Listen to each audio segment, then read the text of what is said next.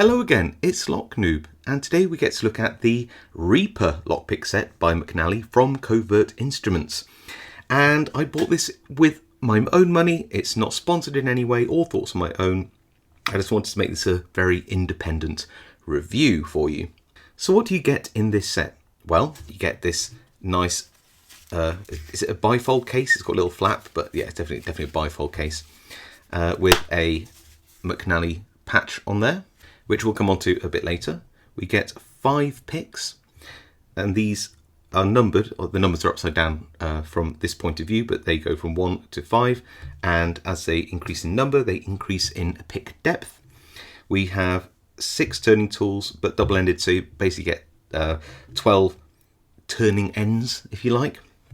We have the standard bottom of the keyway and top of the keyway turning tools, and some pry bar style turners.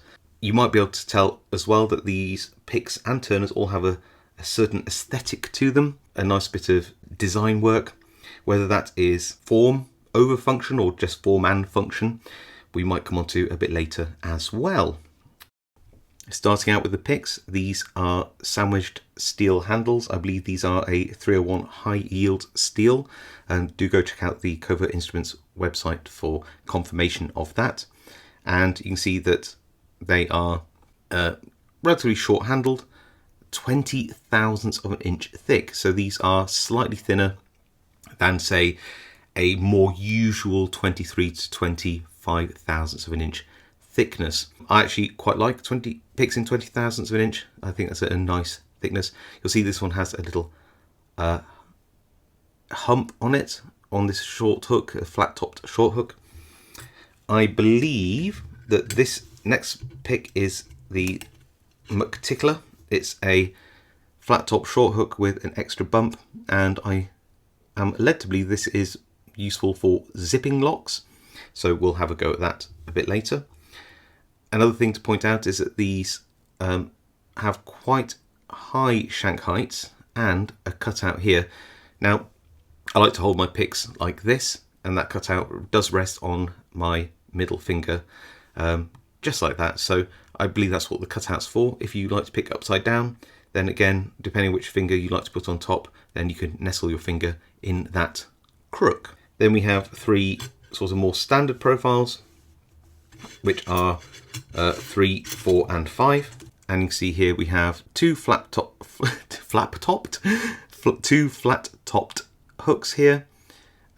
We have a sort of short hook, then we have a short to medium hook here with a slight scallop in front of the hook itself, and then again you could argue a medium hook with a slight scallop here, but again quite high shank heights. Just as an aside, these are, as you might be able to tell as I put them down, magnetized slightly. It doesn't affect the usefulness of these at all, but my goodness, I found it really hard to actually align these sort of apart for a shot because they kept trying to stick together. So I've given up trying. They're all now just going to align together like that, and that's what we're going to stay with. Then we have these. I don't know what you call this art style, sort of like scythy. I don't know what you want to call them. Maybe that's the kind of like the theme, Reaper scythes. I don't know. Maybe that's the aesthetic they were going for. But we have these pry bars, and you can see that they are in 3 different thicknesses, which are 32, 40, and 50 thousandths of an inch. So a nice range of different thicknesses there for different keyways, and these are primarily used in top of the keyway picking. Onto these turning tools, we have the long side for bottom of the keyway, and again you can see that these have an unusual, but well, we'll see if they're practical or not, aesthetic choice of a small kink in the longer end of these bottom of the keyway tools, and at the top of the keyway side we have these are thinned down, which I appreciate because that's normally good for getting to the top of your paracentric style keyways, and them being thinner is actually quite appreciated. Apart from the 50 thousandths of an inch one, which has these serrations at the top and is much thicker. So yeah, we get 3 of those tools. The one thing which I have noticed about these, and again the same thicknesses by the way, 32 thousandths, 40 thousandths, 50 thousandths an inch thick, is that these are incredibly short. I'll do a few demo picks now just to show you these in use, but I think the majority of this video is really going to be a discussion about what I like and what I don't really like about this pick set. So first off, I'm going to be using the very short hook in 20 thousandths of an inch and a 32 thousandths thick bottom of the keyway turner in this little ABUS. Small lock, small keyway, short hook. Should be quite nice. That's 4, just hit 3, 2, 1 into a bit of a false set. Go back through, see what we find. That was 4 again, 3, 2, and back into 1. Into a bit of a deeper false set now. Onto pin 3 here, and we are open. Onto the tickler. This is a combination, bit of a hybrid pick, if you will. And let's see if it does zip this lock here, which I know is very zippable. So we'll just go in and we'll see if we can't zip this. I've got the 50 thousandths of an inch bottom of the keyway turner in. If we don't get it first time, yeah, we'll get it the second time. We'll try and do the same with the little Master Lock 3 with the 40 thousandths of an inch turner. Make sure I've got some nice turning force on there. Give that a zip. And if we can't get that, then we'll try and go in sort of manually and just try and pick some of these pins, because, you know, like I said, this can be used as a bit of a hybrid pick, I guess. And last, we'll try this Federal lock, which is definitely zippable. Oh yeah, straight away actually, there we go. So now I have this 20 thousandths of an inch for a medium hook. Should be good enough for picking a American Lock 1100 series from the bottom of the keyway. I've got 50 thousandths of an inch top of the keyway tool, which actually is a nice snug fit in this. So I like that. I'm just going to go on pin 1 here, binding, little click, 3, oh, into a deep false set,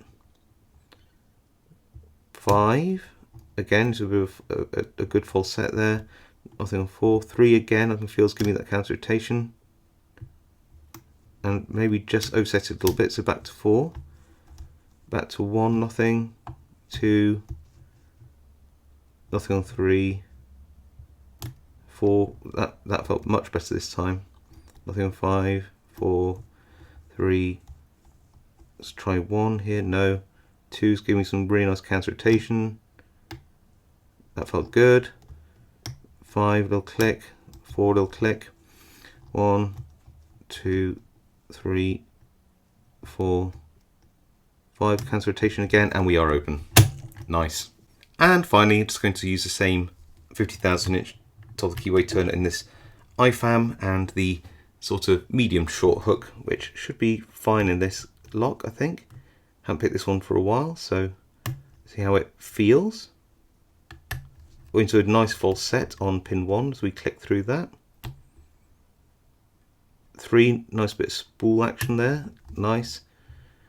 5, oh, and we're, wow, that opened a lot easier than I remember. So there you go, good news is for the type of lock I was picking, ones with more open keyways or shorter barrels, these worked very well. No complaints about how they worked in the locks that I was using for these demos. I like the steel, I like the fact they were 20 thousandths of an inch. Sandwich handles are pretty standard, so I've got no issues with those whatsoever. And the turning tools definitely worked. Overall, you might think then this must be a great set, and I would say it's okay, but I don't think I'd recommend it over, say for example, the Covert Instruments Echelon set, which has some similar profiles. And hear me out on this one. So, one thing which is strange, and I'm going to get a Covert Instruments short hook here to show you, is that the handle length is approximately the same. In fact, if anything, I prefer the trapezoid, is that the right word, handle for the Reaper set, just because I think aesthetically it looks quite pleasing. I've not seen that shape before, I kind of like it. The cutout, whilst it works, it doesn't really do anything for me. It doesn't seem to have any major advantage to the way I hold or use the pick, but it doesn't get in the way either. So again, from a stylistic point of view, actually don't mind it. Does it add? Not really. Does it take away? No, and therefore I'm sort of happy with that. What is maybe more problematic for me is just look how much shorter this is from the point where the pick itself meets the shank of the pick meets the end of the handle. We are talking about, well, why are we guessing? Let's get a ruler out and actually have a look. So try to align these as fair as possible, and these are about 9.5 millimeters difference in these two profiles. The other thing is, if you look at, say, for example, put that down, this medium hook, which I would use for sort of high security locks with bigger bittings, just look at the difference in sort of shank heights all the way down that lockpick. Now, again, that doesn't seem like a lot, but that is a good 0.5 millimeter, I would say, at least, higher in some places, depending on how far back you want to go. But that is, in many locks, extremely significant. So we're dealing with much shorter hook profiles and much, comparatively, admittedly, thicker in terms of shank height picks, and these are both the same thickness of steel. And it does say on the website that this is designed specifically for advanced pickers. Now, some of those locks I was picking for a demo, they're not advanced locks. They're maybe beginner to intermediate locks, just for, you know, brevity. We're not here to pick locks, we're here to review a lockpick set. But take something which is more of an intermediate to advanced lock, something like this Econ lock. I can't remember which model this is, but it is a 7-pin lock. Now, I don't hold my picks like this. I do tend to hold them just at the very end here. But even if I did with this, and this is from the Covert Instruments Echelon pick set, I know that I can get all the way down the keyway to that 7th pin, even if I hold my pick as I normally pick. So this is exactly how I hold the pick. Taking into account the front of the lock, you can see that I could easily get to that 7th pin. Same with the medium hook if I want to, you know, get some of those higher profiles. That's really good. Now let's take I know this one, for example. I'm holding it the same way, and you can see that actually, even if I hold it back a little bit, including this rounded edge of the lock, I'm going to struggle to get to that last pin. Now you could say, well, hold it back further, which is fine, you can, in which case, yes, it would technically get down to that pin at the end, yeah, if I'm careful. But then the handle is so short, it doesn't rest on the crook of my hand. So that's one of the reasons I like to hold it here like that, because it at least rests here. If I hold it any further back, then it doesn't fit comfortably how I'm used to holding the pick, and I don't like to have to adapt my picking style for the tool I use. It just seems an unnecessary step. Another thing to consider is the shank height. Now, I can just about wriggle this round and get underneath a low set pin to pick a slightly higher set pin, just about with these standard Covert Instrument lockpicks. Really like that. I like that thin shank height. If we took I know another similar height short hook, you can see that we are erring just a little bit on this being a bit too thick, and that does matter in some locks. It just does. So, you know, you can imagine if you had some lower set pins down here as well, you might find that those the thicker shank at the front of the lock for a deeper set or longer key pinch, or say, could actually have quite a significant effect on whether you can pick a lock easily using this set at all. So I don't really know why the design choice for these was to have a shorter hook length and higher shank heights. One of the reasons could be that if these are designed for, not as it says, but advanced pickers, but maybe more casual pickers who might be a little more heavy-handed, especially with thinner picks in 20 thousandths, you can make that strength back up by having a shorter hook length and thicker shank. It just gives it a lot more strength and rigidity, and these do give great feedback. Please don't get me wrong. For a lot of beginner to intermediate locks, these are generally very good picks. They're strong. They are, and I like the fact they're 20 thousandths of an inch. They're, I think, quite comfortable. I think they look nice. There's a lot to say about these being a good set for you know, a starter set in many ways. But do I think that advanced pickers would prefer that style over the standard Covert Instruments lockpicks in, say, 20,000s? I just can't see it. Now, you can disagree with me in the comments, and that's perfectly fine. That's what comment section's for. I'm not always right, and not every opinion has to be shared. Of course it doesn't. But I just can't necessarily see the advantage over this style of lockpick over a more classic style which has been tried and tested. When it comes to these turning tools, these are perfectly fine, by the way. There's nothing wrong with these in terms of the way they work, but there are some interesting, again, design choices. So you notice that there is a kink here, and that these turning tools are actually quite thick. Now, I think that the reason why is that if I was going to put this into bottom of a keyway, got to find which fits, there you go, then it does expose the center of the lock for getting your lockpick in, which is actually a good thing. But I think the reason they've had to do that is that this is quite so wide a piece of metal that if you to go here, then it would actually block the keyway slightly. So that little kink, that dip, is sort of necessary for getting around that problem. Also, these are very short. Now, I don't have massive hands, got sort of medium to large hands, I'd say, but not massive. And I do find these very short because I like to do an overhand pick. They're not bad, but they are quite short. Let me find a generic unbranded one which is very long, and I can still hold it as short or as long as I want. Sometimes you can actually change your tension just by moving up and down a sort of a longer turning tool. I think this is a bit too long in many ways, but you'll see that this is also thin enough that it doesn't actually occlude the keyway, so it doesn't need the kink. Whilst I don't dislike these at all, I think they're a slightly odd design choice, and would I have preferred a longer, not much longer, maybe a couple of centimeters, but a longer turning tool? Yeah, I think I would have done.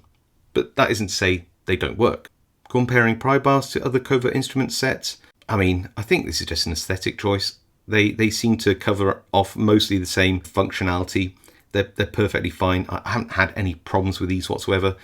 They look cool, I'm not going to lie. I think they look kind of nice. Whether you think that design is a bit too much or not, I guess is up to personal taste.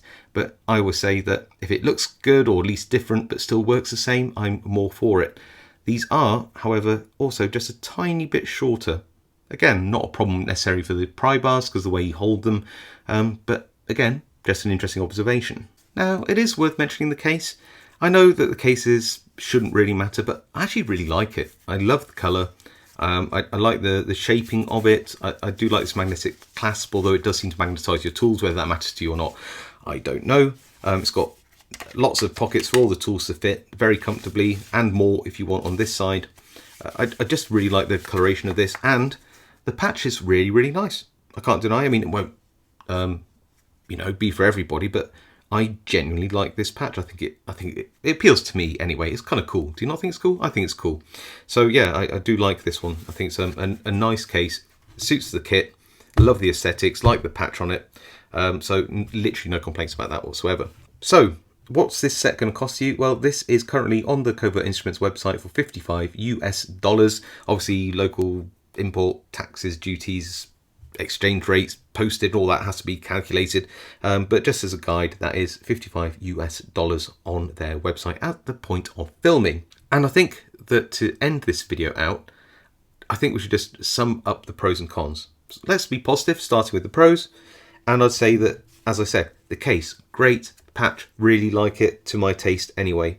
Going along, the picks, I actually really like the design of the handles, the choice of 20,000ths of an inch in thickness, in this diameter. I don't mind this little crook here, like the trapezoid. I think that the steel quality is good and the finishing is high. So in terms of the overall kind of aesthetic of the pick, really like them. Again, it's a matter of taste, but I like it. Sandwich handles, again, I quite like it. The handles aren't the longest, but they're okay. They're at the very limit, I think, of what a handle length should be. In terms of length, a bit longer wouldn't hurt. I also like the range of hook heights. You know, it really does go from very short to sort of medium hook. I don't think most beginner to intermediate pickers would really need a super deep hook, so this will get you into quite a lot of locks. Downsides to these are, I just don't really understand why the extra shank height and shortness of pick tip length was chosen. I think that limits you in a number of higher security locks. I think it just does. And whilst this is probably quite good for a beginner to beginner intermediate picker who's maybe a bit rougher with their picks, or is picking mostly North American style locks with those open keyways, I think for a lot of European style pickers on more sort of advanced high security locks, I think this will limit you eventually. In terms of these pry bars, nice range of thicknesses, they work really well. I like the aesthetics on these, whether they appeal to you or not. Again, it's a matter of personal choice, but no complaints about those. And these bottom of the keyway turning tools, they work. They're absolutely fine. They are just weirdly short. Like, there's nothing wrong with them. They work really well, but they don't have the advantage of being longer, because if you have a longer one, you can choose where you put your finger. If you have longer fingers or want to have, just maybe a lighter touch at a longer length, it's hard to explain, but a longer tool gives you the option of where you place your finger. This, again, limits you somewhat. Are they functional? Yes. Do I dislike them? No. Would I just prefer them to be maybe 2 centimeters, 1.5 centimeters longer? Absolutely, I would. That's my review of this set. I'd summarize it by saying a pretty solid, beginner's intermediate lockpick set with nice aesthetics at a, let's be honest, a pretty reasonable price.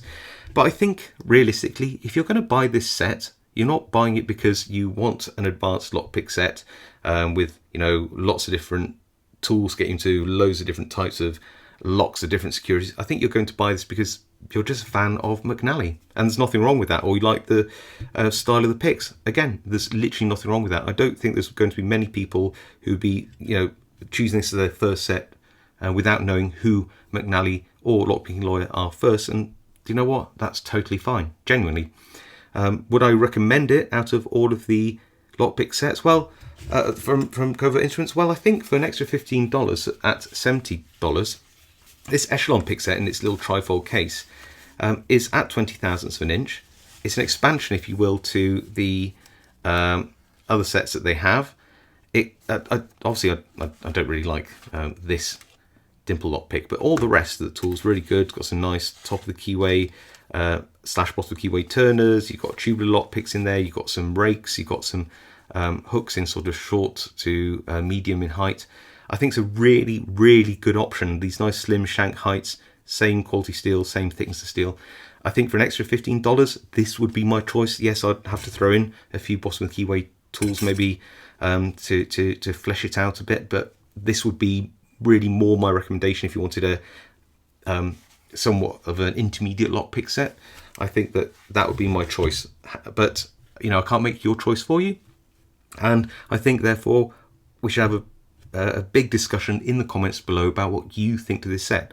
Do you think I'm right? Do you agree with my position? Do you really love this set? Do you own it? Have you used it? Do you disagree with me? Which, by the way, absolutely fine. Just be constructive. I'll leave the comments below if they're polite, so that people can have a range of opinions to draw from. I think that's really important. So yeah, do drop those comments below. I actually read them all, and I do reply to as many as I can.